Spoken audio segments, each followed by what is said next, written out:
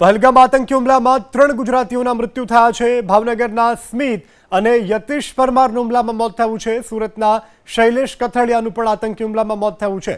સ્મિત અને યતીશ પરમારના મૃતદેહ અમદાવાદ ખાતે આવી પહોંચ્યા છે। અમદાવાદ એરપોર્ટ પર બંને મૃતકોને શ્રદ્ધાંજલિ આપવામાં આવી છે। તો ગૃહ રાજ્યમંત્રી હર્ષ સંઘવી, આરોગ્ય મંત્રી ઋષિકેશ પટેલે શ્રદ્ધાંજલિ પાઠવી છે। સાંસદ દિનેશભાઈ મકવાણા અને હસમુખભાઈ પટેલે પણ શ્રદ્ધાંજલિ અર્પિત કરી છે। પૂર્વ મંત્રી ભૂપેન્દ્રસિંહ ચુડાસમાએ પણ શ્રદ્ધાંજલિ પાઠવી છે।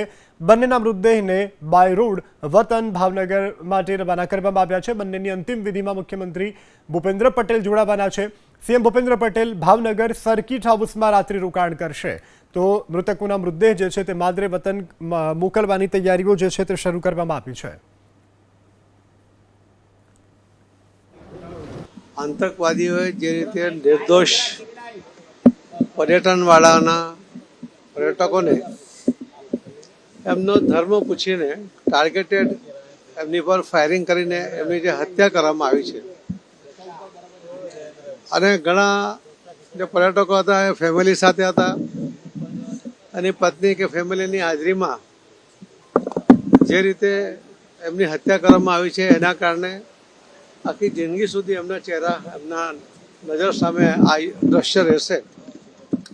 આવું ભયાનક હત્યાકાંડ, નિર્દોષ લોકોને આ રીતે મારવાનો એવા આતંકવાદીઓનો આ કૃત્યને હું વખોડી કાઢું છું। એ લગભગ કુલ મળીને આખા દેશમાં 28 જેટલા લોકો એમનું આમાં મૃત્યુ થયું છે, એમની હત્યા થઈ છે। એમાંથી ગુજરાતના પણ 3 લોકો છે, શૈલેષભાઈ, યતીનભાઈ, રશ્મિભાઈ। એ પ્રમાણે 3 જણની જે હત્યાઓ થઈ છે એમાંની એક બોડી સુરતની એ સવારે આવવાની હતી, પરંતુ મને ફોન આવ્યો। મેં એવિએશન મિનિસ્ટર શ્રી નાયડુને ફોન કરીને એમને રિક્વેસ્ટ કરી અને એમણે તરત જ સૂચના આપી અને આજે જ હમણાં એર ઇન્ડિયામાં એ બોડી પણ આવી રહી છે। એમના ફેમિલીના સભ્યો પણ એમાં એર ઇન્ડિયામાં સાથે આવી રહ્યા છે। આ કૃત્ય એના કારણે આખો દેશ એક થઈને ઊભો છે।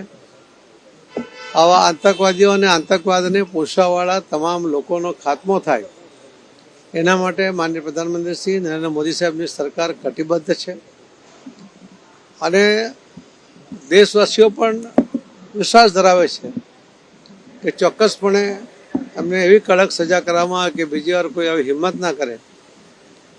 એ પ્રકારનો એની પર પગલાં લેવાય એવો આખો દેશ પણ ઈચ્છે છે અને આખો દેશ એ રીતે મક્કમ થઈને આગળ વધી રહ્યો છે। ભારતમાં કાશ્મીરની અંદર નિર્દોષ પ્રવાસમાં ગયેલા પરિવારજનો ઉપર અંધાધૂંધી ગોળીબાર કરીને નિર્દોષ લોકોનું લોહી વહેવરાવી પાકિસ્તાને પોતાની રાક્ષસી કૃત્ય વિશ્વની સમક્ષ પ્રદર્શિત કર્યું છે। આ પાકિસ્તાન એક આતંકવાદી દેશ, એમના ઘરે ઘરે આતંકવાદી ટ્રેનિંગ આપી આતંકવાદી પેદા કરવાનું આ દેશનું એક કૃત્ય દુનિયાને ખૂબ ખટકી રહ્યું છે। ત્યારે આજે સુરતની અંદર પણ એક આપણા સુરત પરિવારજનનું જ્યારે મૃત્યુ થયું છે ત્યારે એમની ડેડ બોડી 11 કલાકે અહીંયા એરપોર્ટ પર આવવાની છે। એમની સન્માનપૂર્વક એમને વિધિ કરવા માટે અને એના પરિવારને સાંત્વના આપવા માટે આદરણીય CR પાટીલજી જોડે અમે પણ અહીંયા એમના પરિવાર સાથે ઊભા છીએ। આ કૃત્યથી સુરત શહેર તો સ્તબ્ધ છે, પૂરો દેશ પણ સ્તબ્ધ છે।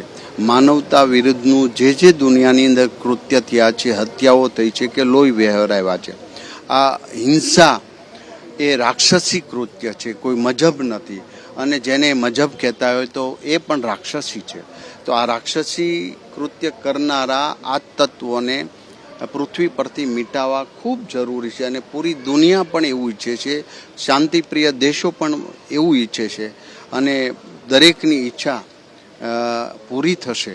પરંતુ જે ઘરના પરિવારના લોકો મૃત્યુ પામ્યા છે એમની ખોટ આપણે પૂર્ણ કરી શકીશું નહીં, પરંતુ એમને સાંત્વના આપી ઈશ્વરને પ્રાર્થના કરી છે કે એમના પરિવાર પર આવેલું દુઃખ એમને સહન કરવાની શક્તિ આપે। જમ્મુ કાશ્મીરમાં થયેલા આતંકી હુમલાને લઈને આક્રોશ છે, ત્યારે સુરતની મહિલાઓ આપણી સાથે મોજૂદ છે. ખૂબ જ આક્રોશ છે અને કડક કાર્યવાહીની માંગ છે. કૈલાસબેન, શું માંગ છે તમારી? કયા પ્રકારે કડક કાર્યવાહી થવી જોઈએ? પાકિસ્તાનીઓના વિરુદ્ધમાં કહેવાય ને કે ભારતના જે પણ ભારતમાંથી એમને સગવડ કે સુવિધા મળી રહી છે ને એને નિસ્તો નાબૂદ કરી દેવી જોઈએ. સરકારે આ બાબતે સખત પગલાં ભરવા છે. એક છોકરી છે કે જેના હાથની મહેંદીનો રંગ ગયો નહીં હોય અને એના પતિની આંખ સામે હત્યા કરવામાં આવે, એ છોકરીએ કેવા કેવા સપના જોયા ને એવા તો કેટલા જણા, એટલે 27 જણા. તમે સમજી શકો છો કે આપણા ઉપર અત્યારે હિન્દુઓ પર કેવા આ અત્યાચારો આ આતંકવાદીઓ કરી રહ્યા છે. તો મારું તો માનવું એવું છે કે આ લોકોને પકડીને ઠાર કરી દેવા જોઈએ ને આ લશ્કરે તોયબાની જે પણ કોઈ ટીમે આની જવાબદારી લીધી છે એ ટીમને પૂરી કરવા માટે સરકારે સખત પ્રયત્નો કરવા જોઈએ. શું કહેશો, શું કાર્યવાહી? આ સમય આપણને કહે છે કે હિન્દુ હવે જાગે, હિન્દુ એક થાય. આજ સુધી આપણે જોયું નથી કે ટેરરિસ્ટનો કોઈ ધર્મ હોય, પણ હવે હિન્દુઓ માટે એક થવાનો આ સમય છે. જાતિ, સંપ્રદાયો, ધર્મમાંથી બહાર આવીને એક થવું જોઈએ. આદરણીય પ્રધાનમંત્રી નરેન્દ્ર મોદી સાહેબ કડક પગલાં લઈ અને કરારો જવાબ આપશે, પણ આપણા સૌની દેશવાસીઓની ફરજ છે કે હિન્દુ હવે જાગે અને એક થાય. શું ઈચ્છો છો કે આ પ્રકારની કાર્યવાહી થાય?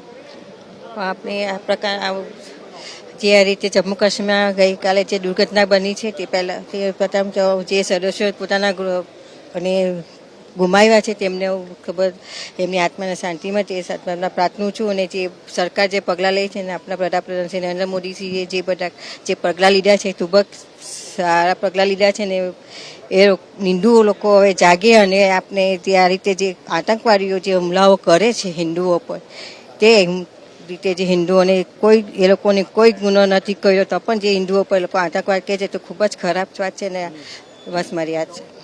શું કહેશો, કઈ રીતની કાર્યવાહી થવી જોઈએ? આ જે ગુનાહિત કૃત્ય કરવામાં આવેલું છે પાકિસ્તાન તરફથી એને સખત શબ્દોમાં વખોડું છું. અને મોદી સાહેબ કડકમાં કડક પગલાં લેવાના છે, ખબર જ છે, પણ જે પણ એ પગલાં લેશે અમે મોદી સાહેબની સાથે છે. અને હિન્દુઓએ હવે ખરેખર જાગવાની જરૂર છે.